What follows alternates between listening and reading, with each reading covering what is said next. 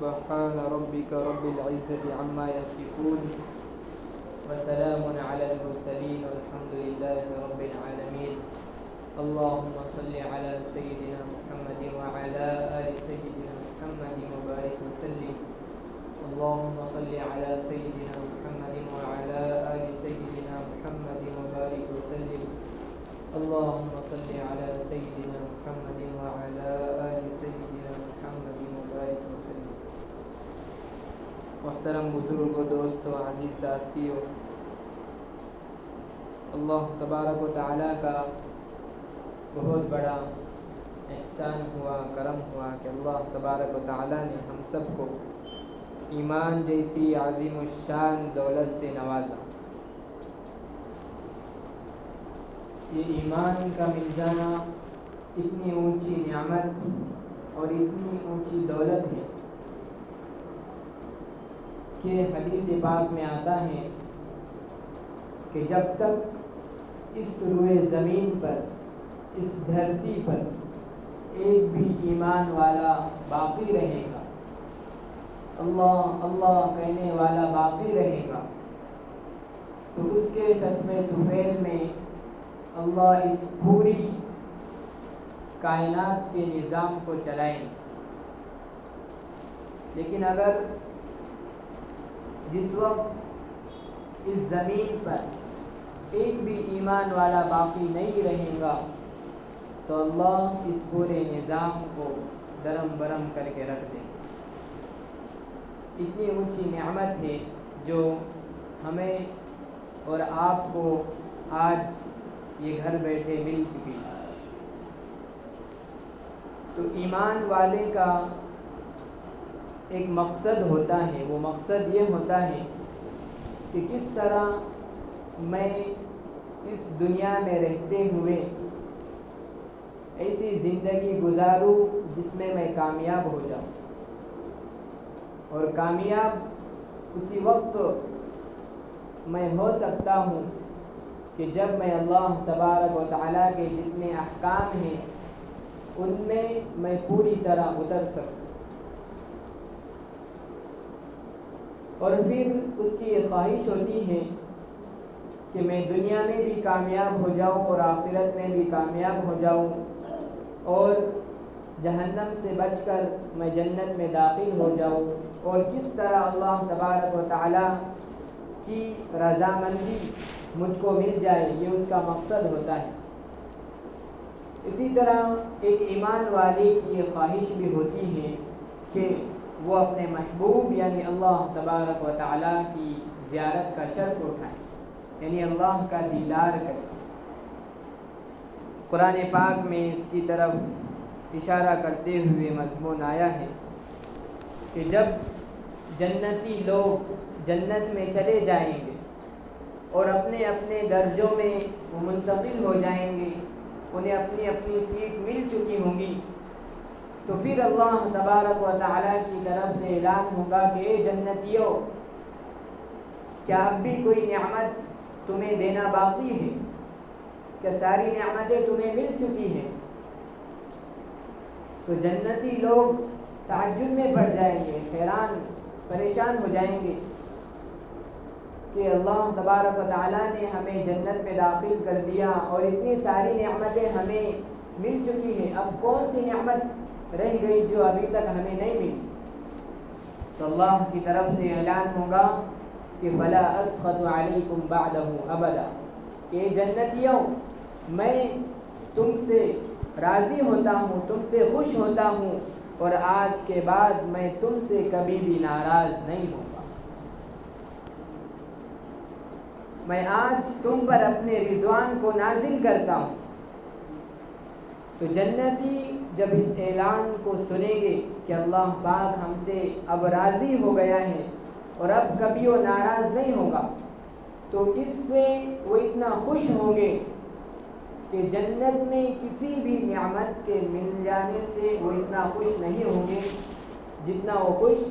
اللہ کی رضامندی سے ہوں. چنانچہ پھر جنت میں اللہ تبارک و تعالی ہر جمعے کو اپنا دیدار کرائیں گے. قرآن پاک میں اللہ تبارک و تعالی ارشاد فرماتے ہیں لَهُمْ مَا يَشَاءُونَ فِيهَا وَلَدَيْنَا مَزِيدٌ کہ جنت میں جنتیوں کو ہر وہ چیز ملے گی جس کی وہ خواہش کریں گے، جس کی وہ آرزو کریں گے، جس کی وہ چاہت کریں گے، اور ایک اور چیز مزید انہیں ملے گی، ایک اضافے والی چیز ملے گی۔ وہ چیز کون سی ہوگی؟ وہ چیز رسول اللہ صلی اللہ علیہ وسلم نے خود اس کی تفسیر فرمائی ہے، وہ چیز دیدار خداوندی ہے۔ اللہ پاک اپنے دیدار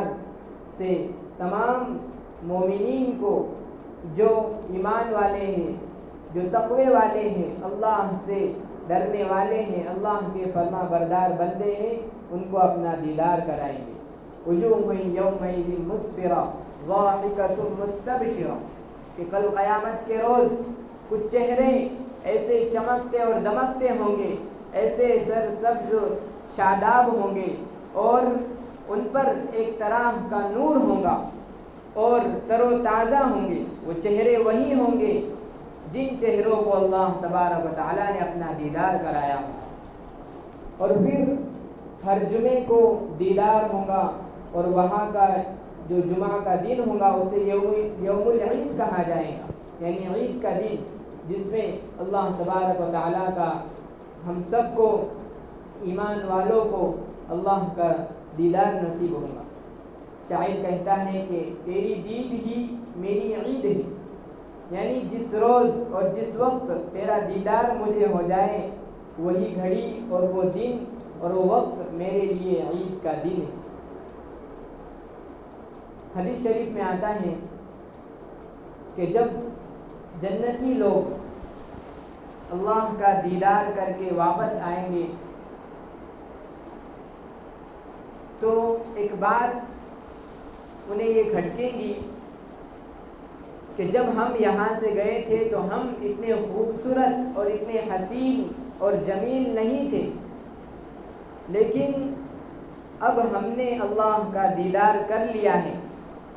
اور پھر اب ہم واپس آ رہے ہیں تو دیکھیں گے کہ ہمارے حسن میں اضافہ ہو چکا ہے، ہمارا حسن بڑھ گیا ہے، جتنا ہم حسین پہلے تھے اس سے زیادہ حسین اور جمیل اب نظر آ رہے ہیں۔ تو کس چیز نے ہمارے حسن میں اضافہ کر دیا؟ یہ سوچ ہی رہے ہوں گے کہ اللہ تبارک و تعالیٰ کی طرف سے اعلان ہوگا کہ جنتیوں یہ کسی بیوٹی پارلر کا میک اپ نہیں ہے، بلکہ تمہارے خداوند کریم کے دیدار نے تمہارے حسن میں دوبالگی اور اضافہ کر دیا۔ یہ اللہ تبارک و تعالیٰ کے نور کا عکس ہے جس نے تمہارے حسن کو دوبالا کر دیا۔ ہم خود دیکھتے ہیں کہ جب دھوپ بالکل تیز ہو اور دھوپ کی شعاعیں اور اس کے کرنیں زیادہ طاقتور ہو تو ایک کالی چمڑی بھی دھوپ کے اندر چمکنے لگ جاتی ہے۔ تو اللہ تبارک و تعالیٰ کی جو ذات ہے وہ تو نور ہے، اللہ تبارک و تعالیٰ نے خود اپنے آپ کو نور سے تعبیر کیا ہے۔ اللہ پاک قرآن مجید میں ارشاد فرماتے ہیں اللہ نور السماوات والارض کہ اللہ آسمان و زمین کا نور ہے، آسمان و زمین کو منور کرنے والا ہے۔ اور ایک حدیث شریف میں آتا ہے کہ اللہ تبارک و تعالیٰ کا دیدار کرنے سے جو چیز رکاوٹ بنی ہوئی ہے وہ اللہ تبارک و تعالیٰ ہی کا نور ہے۔ اس بات کو ہم اس مثال سے سمجھ سکتے ہیں کہ سورج اگر صبح کے وقت نکل رہا ہو تو ہم اسے دیکھ سکتے ہیں، شام کے وقت وہ غروب ہو رہا ہو تو ہم اسے دیکھ سکتے ہیں، لیکن سورج اگر بالکل سر پر ہو اور شباب پر ہو تو اس کے اندر اس کی کرنیں اور اس کی شعاعیں اتنی تیز ہوتی ہیں کہ کسی کی مجال نہیں کہ اس کو بالکل ٹک ٹکی نظر باندھ کر دیکھے، بلکہ کوئی شخص اوپر دیکھنے کی کوشش بھی کرے تو سورج کی کرنیں اور اس کی ریز اس کو نیچے دیکھنے پر آمادہ کریں۔ کیوں؟ اس لیے کہ وہ اتنی طاقتور ہوتی ہے اور اتنی تیز ہوتی ہے کہ ہم اس کی طرف بالکل نگاہ اٹھا کر نہیں دے سکتے۔ اور اسی طرح سورج کا جو عکس اگر ہم آئینے میں دیکھنے کی کوشش کریں تب بھی ہم اس کو نہیں دیکھ سکتے۔ اسی طرح اللہ تبارک و تعالیٰ کی ذات ہے کہ اللہ کا نور اتنا پاورفل اور اتنا تیز ہے کہ ہم اس کو نہیں دیکھ سکتے۔ اور رسول اللہ صلی اللہ علیہ وسلم نے ارشاد فرمایا کہ اگر اللہ اپنے نور کے پردوں کو ہٹا دے تو انسان کی جہاں تک نگاہ جائے گی وہاں تک کی ساری چیزیں جل کر خاک ہو جائیں گی۔ لیکن اللہ تبارک و تعالیٰ کل قیامت کے روز ایک ایمان والے کو اپنا دیدار کرائیں گے، اور یہ دیدار کرنا اور یہ سارا کا سارا نور اس کے لیے آنکھوں کی ٹھنڈک بن جائے گا۔ تو ایک طرف قیامت کے روز مومنین، مسلمان، متقی اور پرہیزگار، اللہ کے فرما بردار بندے اللہ کا دیدار کا شرف اٹھائیں گے، اور دوسری طرف بدقسمت، نامحروم، بدبخت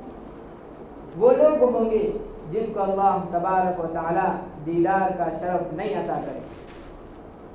اور وہ لوگ کون ہوں گے؟ نافرمان، مشرکین، منکرین، منافقین، فاسق، فاجر، کھلا گناہ کرنے والے، یہ وہ لوگ ہوں گے کہ اللہ تبارک و تعالیٰ ان کو اپنے دیدار سے محروم کر دے گا۔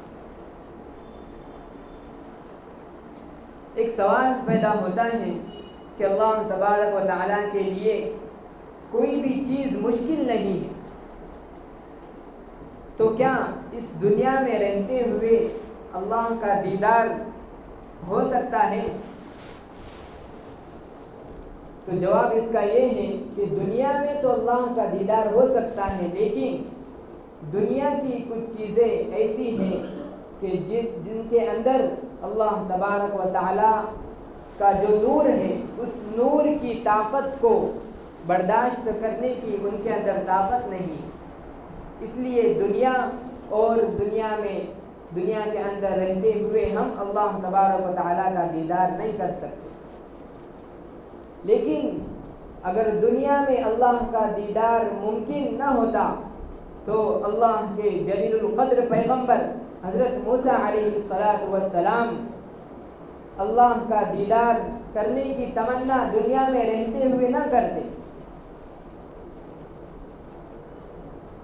ہم جانتے ہیں کہ موسیٰ علیہ السلام نے اللہ کو دیکھنے کی طلب کی، چاہت کی، اور وہ کون سی چیز ہے جس کی وجہ سے حضرت موسیٰ علیہ السلام نے یہ آرزو کی کہ اللہ مجھے دیکھنا ہے، اللہ کو دیکھنے کی طلب کی؟ کس چیز نے انہیں اللہ کو دیکھنے پر مجبور کر دیا، آمادہ کر دیا؟ وہ چیز اللہ تبارک و تعالیٰ کا کلام ہے، اللہ کی بات ہے جو حضرت موسیٰ علیہ السلام نے اللہ نے موسیٰ علیہ السلام سے فرمائی۔ آج بھی ہم دیکھتے ہیں کہ کوئی اچھا قرآن پڑھ رہا ہوتا ہے موبائل میں، ہم دیکھتے ہیں کہ آواز کہاں سے آ رہی ہے، بہت اچھی تلاوت کر رہا ہے، تو جو تلاوت کر رہا ہوتا ہے اس کو دیکھنے کی خواہش پیدا ہوتی ہے۔ کوئی نعت پڑھ رہا ہے، اس کی آواز اچھی ہے تو نعت پڑھنے والے کو دیکھنے کی خواہش پیدا ہوتی ہے۔ کوئی اچھا بیان کر رہا ہے، مولانا کوئی اچھا بیان کر رہا ہے موبائل میں، تو کون بیان کر رہا ہے؟ ان قاری صاحب کو، ان خطیب کو دیکھنے کی تمنا ہمارے دل میں پیدا ہوتی ہے۔ تو یہی بات حضرت موسیٰ علیہ السلام کے ساتھ پیش آئی کہ اللہ تبارک و تعالیٰ نے حضرت موسیٰ علیہ السلام سے کلام فرمایا، اننی انا اللہ لا الہ الا انا فاعبدنی،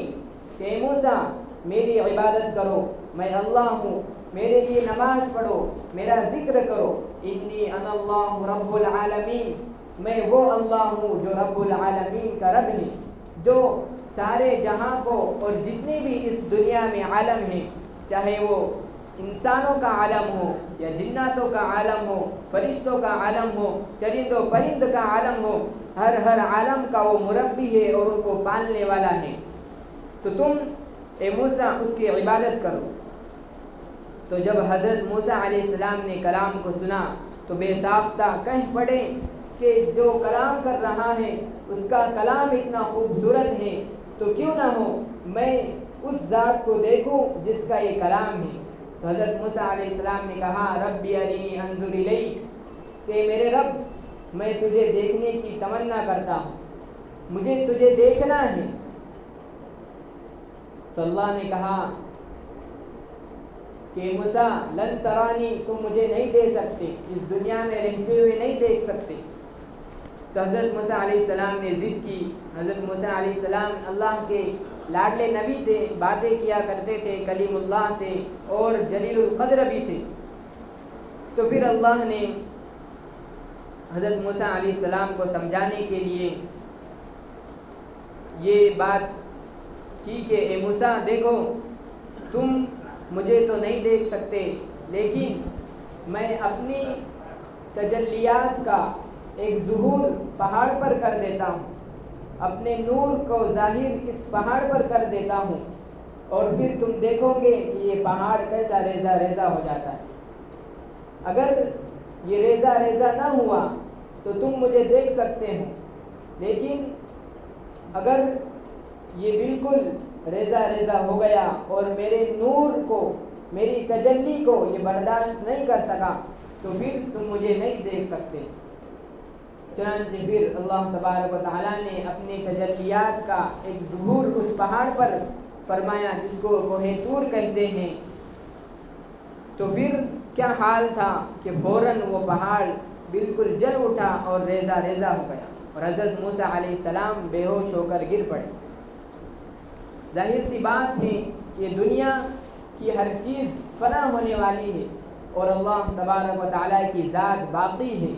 لا زوال، وہ اللہ تبارک و تعالیٰ کی ذات ہے، اس کو کبھی فنا نہیں۔ تو اس کا نور اس دنیا میں کیسے ٹک سکتا ہے، اور دنیا کی کوئی چیز اس کے نور کو کیسے برداشت کر سکتی ہے۔ یہاں پر علماء نے ایک بہت بڑی پتے کی بات لکھی ہے کہ حضرت موسیٰ علیہ السلام نے تو اللہ کا دیدار نہیں کیا، لیکن جو دیدار کا شرف جس نبی نے اٹھایا ہے وہ نبی میرے اور آپ کے نبی محمد رسول اللہ صلی اللہ علیہ وسلم ہے۔ اور جس وقت حضرت محمد رسول اللہ صلی اللہ علیہ وسلم کو اللہ تبارک و تعالیٰ نے اپنے پاس مہمان بنا کر بلایا، اور پھر ہم جانتے ہیں معراج کے واقعے کو کہ ابتدا میں 50 نمازیں حضور اکرم کو دی گئی، اور پھر حضرت موسیٰ علیہ السلام بار بار بھیجتے تھے ارجعی الی ربک فاسألہ التخفیف، کہ اے اللہ کے رسول اس کو کم کرا کے لاؤ، بار بار بھیجتے تھے۔ تو وہاں پر مفسرین نے، محدثین نے، علماء نے یہ سوال اٹھایا ہے کہ کیوں بار بار بھیجتے تھے؟ تو بعض علماء نے یہی وجہ لکھی کہ اللہ تبارک و تعالیٰ نے اس امت پر 50 نمازیں فرض کی ہیں، اور حضرت موسیٰ علیہ السلام جانتے تھے کہ امت اور امت کے لوگ کیسے ہوا کرتے تھے، اس لیے کہ ان کی قوم نے ان کو پریشان کیا، اور یہ آخری امت بھی محمد رسول اللہ کو پریشان کریں گی تو انہیں تکلیف ہوگی، اس لیے وہ بار بار بھیجتے تھے، اور بار بار ان نمازوں کو نمازیں کم کی جاتی تھیں۔ لیکن بعض علماء نے بہت ہی خوبصورت بات لکھی، وہ یہ ہے کہ اللہ کے نبی حضرت موسیٰ علیہ السلام محمد رسول اللہ صلی اللہ علیہ وسلم کو اس لیے بار بار بھیجتے تھے کہ حضرت موسیٰ علیہ السلام کو اللہ تبارک و تعالیٰ کو دیکھنے کا موقع تو نہیں ملا، لیکن حضرت اکرم ہمارے نبی اللہ کو جو دیکھ کر واپس آتے تھے اور بار بار جا جا کر واپس آتے تھے، تو اللہ کا نور اور اللہ کی تجلیات کا جو ظہور ہوتا تھا وہ نبی اکرم کے چہرے پر پڑتا تھا، تو حضرت موسیٰ علیہ السلام کو وہ دیکھنے میں مزہ ملتا تھا، اس لیے حضرت موسیٰ علیہ السلام ہمارے نبی کو بار بار بھیجتے تھے اور اللہ کے اس نور کو دیکھنے کا مزہ اٹھاتے تھے۔ سبحان اللہ، اللہ تبارک و تعالیٰ نے ہم کو ایسا نبی عطا کیا ہے کہ جس کی نبوت دنیا میں تو ہے ہی لیکن آخرت میں بھی اس کی نبوت باقی ہے، اور آسمانوں میں بھی وہ نبی ہے، جس طرح ہمارا وہ نبی ہے اس طرح فرشتوں کا، جنات اور انسان کا اور ہر مخلوق کا وہ نبی ہے۔ اللہ تبارک و تعالیٰ نے رسول اللہ صلی اللہ علیہ وسلم کو جو اپنے پاس بلایا ہے اور ایسے مقام تک بلایا ہے کہ فرشتے خود نور ہونے کے باوجود وہاں سے آگے نہیں بڑھ سکتے۔ واقعہ لکھا ہے شیخ سعدی رحمۃ اللہ علیہ نے، جس کو ایک شاعر میں بیان کیا کہ معراج کے وقت حضور اکرم اور جبرائیل علیہ السلام جا رہے تھے، مگر سدرہ کا جہاں مقام آیا وہاں پر حضرت جبرائیل رک گئے۔ تو نبی نے فرمایا کہ رک کیوں گئے، آگے کا سفر کا ارادہ نہیں ہے؟ تو فرمایا کہ اے اللہ کے رسول، بس میری حد اب یہی تک ہے، اگر میں یہاں سے آگے ایک قدم بھی آگے بڑھ جاؤں تو اللہ کا نور اور اس کی تجلیات میرے پروں کو جلا کر راکھ کر دیں گی، جس کو شیخ سعدی رحمۃ اللہ علیہ نے فارسی کے شعر میں اس طرح بیان کیا کہ اگر یکسر موئے برتر پرم فروغ تجلی بسوزت پرم۔ تو جہاں تک اللہ کی بنائی ہوئی نوری مخلوق نہیں پہنچ سکتی وہاں تک میرے اور آپ کے نبی محمد رسول اللہ صلی اللہ علیہ وسلم پہنچ چکے ہیں۔